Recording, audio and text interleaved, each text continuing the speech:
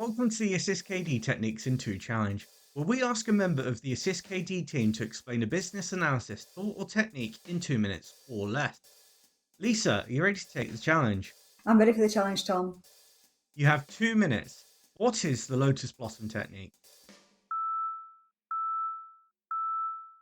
So today's Techniques in 2 video is about the Lotus Blossom technique, which is a structured brainstorming exercise for people or teams that want some structure when generating different ideas.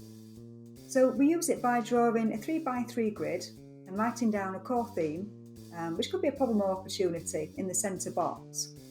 We then use the surrounding 8 empty boxes to fill with ideas in relation to that core theme.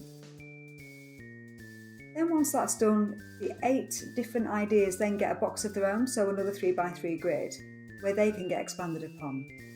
Now when the whole exercise is complete, you end up with 9 grids in total, the first grid in the middle and 64 new ideas.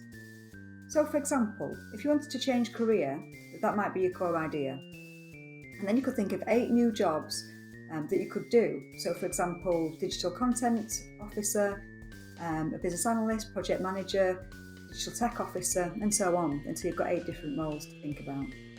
Then for each of these roles, you'd have a new grid with 8 ideas. So for example, you might want to list 8 transferable skills in each of those 8 spaces in relation to each role. So you can use the technique on your own with a piece of paper, or you can use it as part of a team workshop to collaborate on ideas around a whiteboard, for example, or you may want to present ideas to colleagues with a nice visual.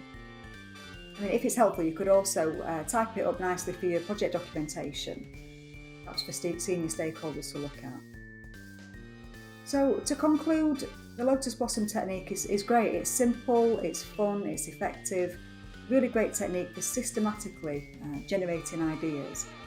And quite a lot of us don't see ourselves as ideas people, and actually it's a great creativity hack for people who just need a really firm starting point. So all in all, it's a great technique.